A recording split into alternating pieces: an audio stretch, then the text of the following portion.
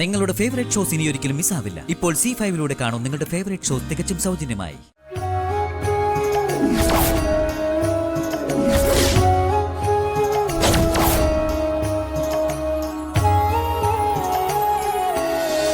സത്യാമ്മ ഈ വെള്ളം കൊണ്ട് ദാനം ചെയ്തോ? ഞങ്ങള് വേറെ വെള്ളം എടുത്തോണ്ട് വരാം. വാ പപ്പി, നമുക്ക് എടുത്തോണ്ട് വരാം.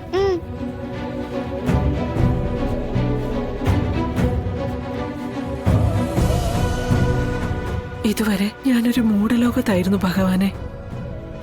തെറ്റുകൾ ഒരുപാട് ചെയ്തിട്ടുണ്ട്. അതിന്റെ ഫലം ഞാനിപ്പോ ഈ അനുഭവിക്കുന്നത്.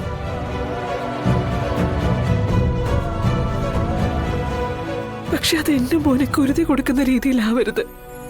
എന്നെ ശിക്ഷിച്ചോളൂ. എന്ത് ശിക്ഷ വേണമെങ്കിലും സ്വീകരിക്കാൻ ഞാൻ തയ്യാറാ.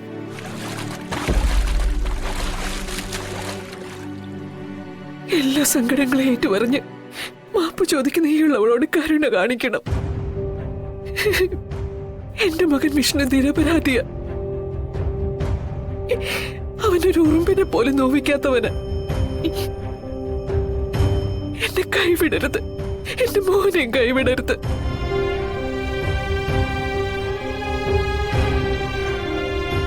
അവൻ എന്നോട് കാണിക്കുന്ന ഈ വെറുപ്പ് അവന്റെ അവസ്ഥയിൽ നിന്നുണ്ടായത്. അതിന് ഞാൻ തന്നെയാ കാരണം. എന്നെ അവൻ വെറുത്തോട്ടെ, എന്റെ മുഖത്ത് പോലും നോക്കാതെ നടന്നോട്ടെ. പക്ഷെ അവൻ എന്റെ മകനല്ലാതെ ആവുന്നില്ലല്ലോ. ഭഗവാന്, എന്റെ കുട്ടി തിരിച്ചു വരണം. അവന്റെ ആ സന്തോഷം തിരിച്ചു കൊടുക്കണം. അതിന് ഭഗവാൻ കടാക്ഷിക്കുക തന്നെ വേണം. സത്യാമ്മേ, ഇതുവരെ വെള്ളം ഒഴിച്ചില്ലേ?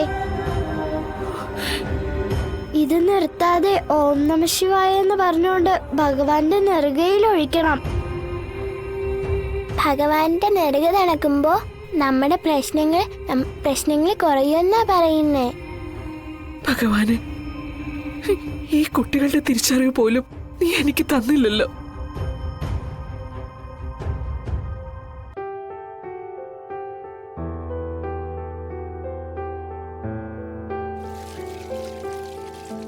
ഓം നമ ശിവായ, ഓം നമ ശിവായ, ഓം നമ ശിവായ, ഓം നമ ശിവ. സ്വാമി, ഈ കുഞ്ഞുങ്ങൾ ഇവിടുത്തെ വഴിപാടിനെ കുറിച്ച് എന്നോടാ ചോദിച്ചത്. ജലധാരയുടെ മാഹാത്മ്യത്തെക്കുറിച്ച് ഞാനാ പറഞ്ഞു കൊടുത്തത്. ഇപ്പൊ മുത്തശ്ശി കൂടി വന്ന സ്ഥിതിക്ക് ഞാൻ ഒരു കാര്യം കൂടി പറയാം. നിങ്ങൾക്ക് വലിയൊരു കടമ്പ കൂടി കടക്കാനുണ്ടെന്ന് എനിക്ക് മനസ്സിലായി.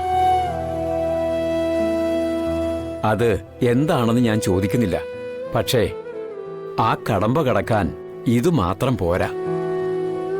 എനിക്കിപ്പോ എന്നെ അലട്ടുന്ന ഒരു വലിയ പ്രശ്നം മറികടക്കണം. അതിന് എന്നെ കൊണ്ട് ചെയ്യാവുന്ന എന്ത് കഷ്ടതയും സഹിക്കാൻ ഞാൻ തയ്യാറാ. എങ്കിൽ ഭിക്ഷാടനം ചെയ്യണം. ഉഗ്രരൂപിയും ഉഗ്രകോപിയുമായ സാക്ഷാൽ പരമശിവന് ജ്ഞാനിയായൊരു മകനുണ്ട്, സുബ്രഹ്മണ്യസ്വാമി. മനുഷ്യന്റെ അഹന്ത മാറ്റിയെടുക്കാനായി സുബ്രഹ്മണ്യസ്വാമിക്ക് നൽകുന്ന വഴിപാടാണ് ഭിക്ഷാടനം. അതെടുത്ത് സുബ്രഹ്മണ്യ ഭഗവാനെ സന്തോഷിപ്പിച്ചാൽ ശിവഭഗവാൻ തൃപ്തനാകും. സ്നേഹനിധിയായ മകൻ പറഞ്ഞാൽ പിന്നെ കേൾക്കാത്ത അച്ഛനമ്മമാരുണ്ടോ? ഒന്ന് പരീക്ഷിച്ചു നോക്കൂ, ഗുണം കിട്ടും. പിന്നെ ഇത് മനസ്സിലാക്കാൻ ദേവഗ്രന്ഥങ്ങളോ ഉപനിഷത്തുകളോ തേടിപ്പോണ്ട കാര്യമില്ല. ഒരാള് വന്നു പറയുന്നതും അതേ കാര്യം ഒരൽപ്പം കുസൃതിയോടെ നമ്മുടെ മക്കൾ വന്നു പറയുന്നതും ശ്രദ്ധിച്ചാൽ മതി. നമ്മൾ പ്രാധാന്യം കൊടുക്കുന്നത് നമ്മുടെ മക്കൾ പറയുന്നതിനായിരിക്കില്ലേ? അതാ ഞാൻ പറഞ്ഞത് ഭിക്ഷാടനം നടത്തണമെന്ന്. ഒരു ദോഷവും വരില്ല. ഭഗവാന്റെ അനുഗ്രഹം എപ്പോഴും ഉണ്ടാവട്ടെ. നല്ലതേ വരൂ.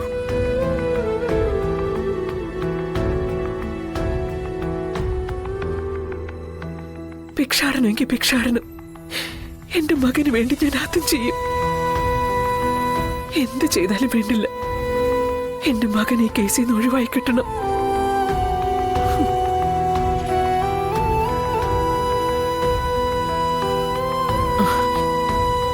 മക്കൾ ഇവിടെ നിന്ന് വഴിപാട് നടത്തിക്കോ.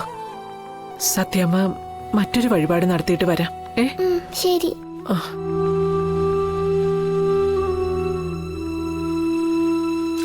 ഓം നമ ശിവായ.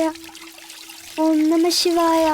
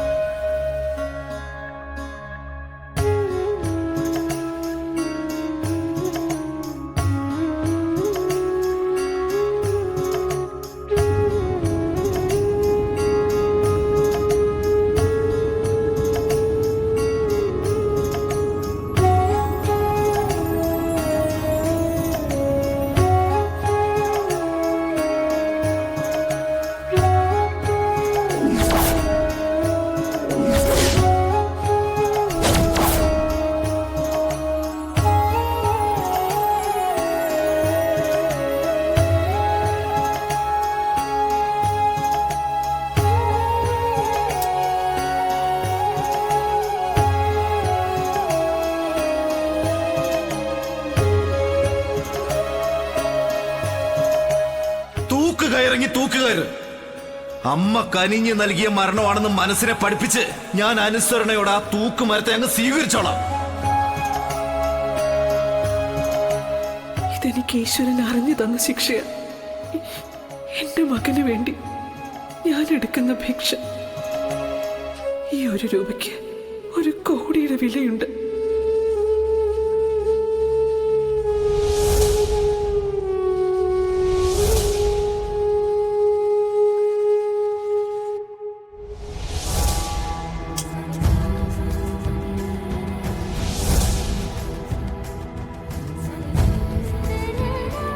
കണ്ടിട്ട് ഇവർക്ക് വലിയ കുഴപ്പമൊന്നുമില്ലല്ലോ. കുഴപ്പം സ്വഭാവത്തിനായിരിക്കും. പണിയെടുത്ത് തിന്നാൻ കഴിയില്ല. അല്ലെങ്കിൽ വീട്ടിൽ സുഖഭക്ഷണം കഴിച്ചിങ്ങനെ കഴിയുമ്പോഴേ ചില തള്ളമാർക്ക് ഭക്ഷണം എല്ലിന്റെ ഇടയിൽ കയറും. അപ്പൊ വീട്ടിലുള്ള മരുമക്കളോടും മക്കളോടും പോരടിച്ച് വീട് വിട്ടിറങ്ങും. അങ്ങനെ ഇറങ്ങിയതായിരിക്കും. അപ്പൊ ഭിക്ഷ കൊടുക്കണ്ടെന്നാണോ പറയുന്നത്? ഏയ്, ഇവർക്കൊന്നും കൊടുക്കുന്നു വേണ്ട. വല്ല കയ്യും കാലും ഒടിഞ്ഞവർക്കോ പണിയെടുക്കാൻ ത്രാണിയില്ലാത്തവർക്കോ കൊടുക്കാം. ഒന്നുമില്ലെങ്കിലും പുണ്യമെങ്കിലും കിട്ടും. ഇവർക്കൊക്കെ കൊടുത്തിട്ട് എന്തിനാ പിന്നെ ഇങ്ങനെ അഹങ്കാരം കൂട്ടുന്നത്? നല്ല ബാങ്ക് ബാലൻസ് ഉണ്ടാകുമെന്ന് ഈ തള്ളവർക്ക്. നീ വാ പോവാം. അമ്മ ഞങ്ങൾക്ക് വല്ലതും താ അമ്മ. അമ്മ